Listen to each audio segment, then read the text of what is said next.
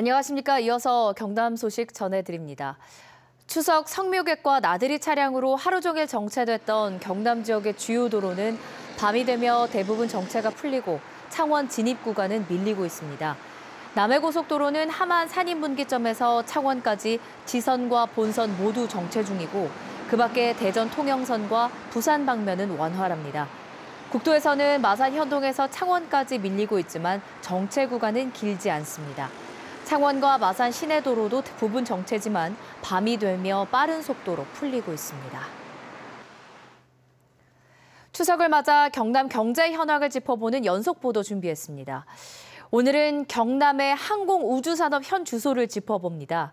사천카이는 이달 안에 50조 원 규모의 미국 고등훈련기 수주 여부가 판가름 납니다.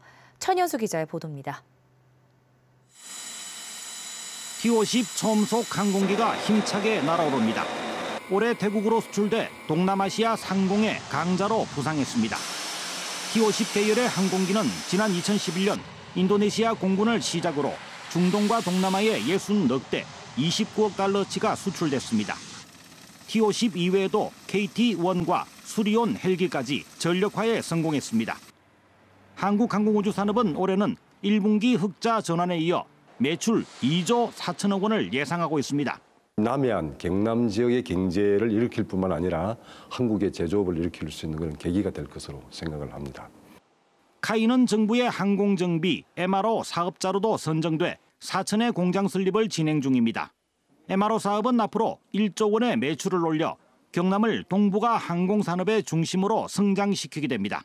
향후 5년 동안 군수사업과의 시너지를 통해서 해외로 유출되고 있는 많은 민수 물량을 국내로 전환해서 하지만 지난 7월 발생한 해병대 상륙 헬기 마린온의 부품 결함과 관련된 카이의 신뢰도 추락은 서둘러 극복해야 할 과제입니다.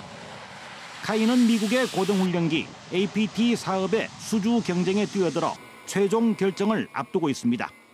총 사업비는 17조 원, 앞으로 50조 원 규모가 될 APT 사업에도 선정된다면 카이는 더 큰 날개를 달게 됩니다. KBS 뉴스 천연수입니다. 낙후된 원도심을 되살리는 이른바 도시재생 사업에 경남은 지금까지 14곳이 선정이 됐는데요.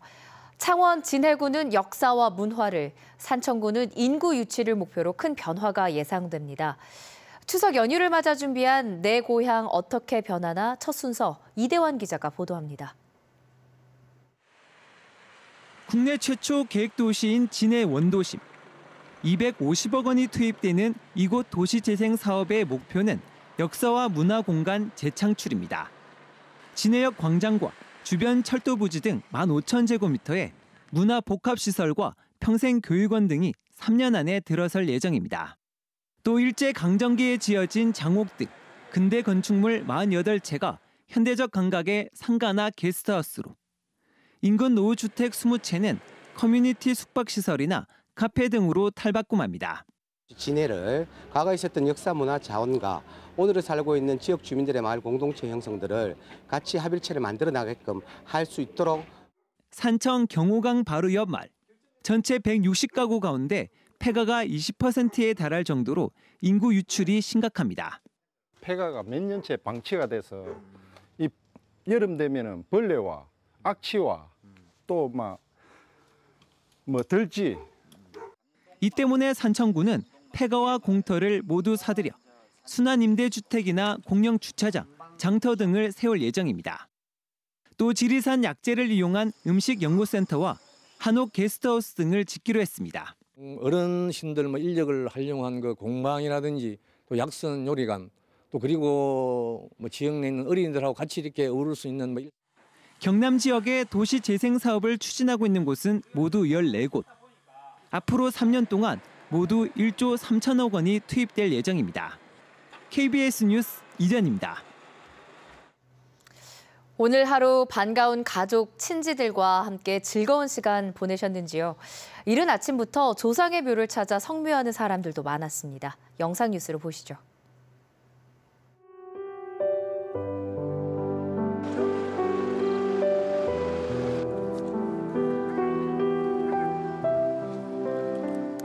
매일 못 오는 거기 마음 아프지만 보고 싶은 마음은 말로 다 이루 어떻게 다 할 수 있어요? 못하지요. 우리 가정에 매일매일 행복한 일만 생겼으면 좋겠어요.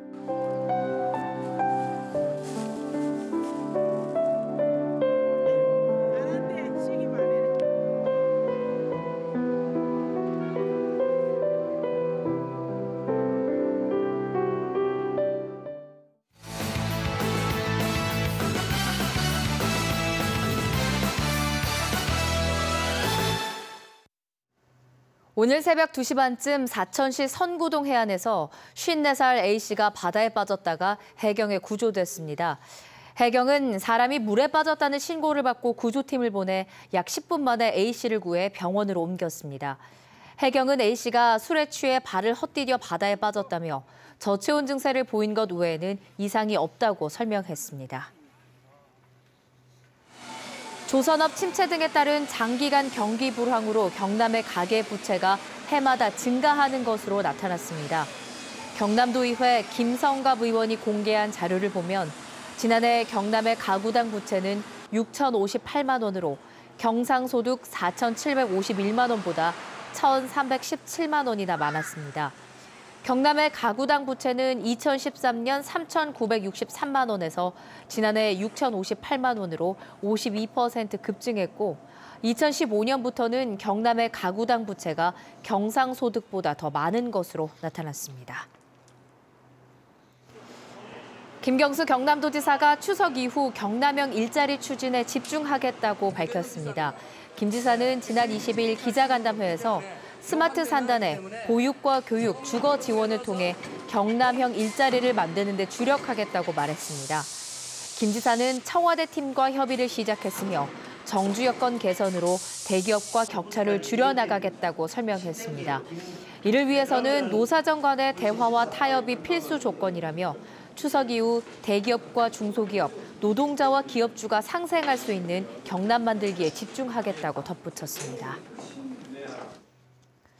올 들어 경남에서는 청탁금지법인 이른바 김영란법 위반으로 7명이 적발됐습니다.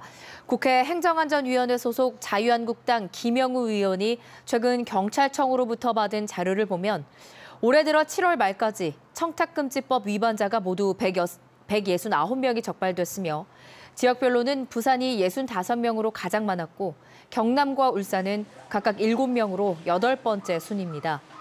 청탁금지법 시행 첫 해엔 위반자가 1명에 불과했지만 지난해 90명, 올 들어 169명으로 갈수록 늘고 있습니다.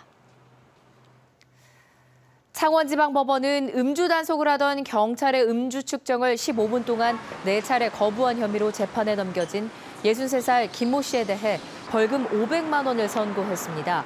재판부는 당시 김 씨가 술 냄새가 나고 비틀거리는 등 술에 취해 운전했다고 볼 상당한 이유가 있고 이 경우 경찰의 음주 단속에 응해야 한다며 이같이 판결했습니다. 김 씨는 지난 4월 6일 저녁 8시 20분쯤 창원시 의창구의 한 도로를 운전하다가 경찰의 음주 측정을 4차례 거부한 혐의로 기소됐습니다. 다음 달 원서를 접수하는 경남 지역 특성화고와 마이스터고가 이색적이고 다양한 형태로 입학생을 선발합니다. 경남 소식 전해드렸습니다.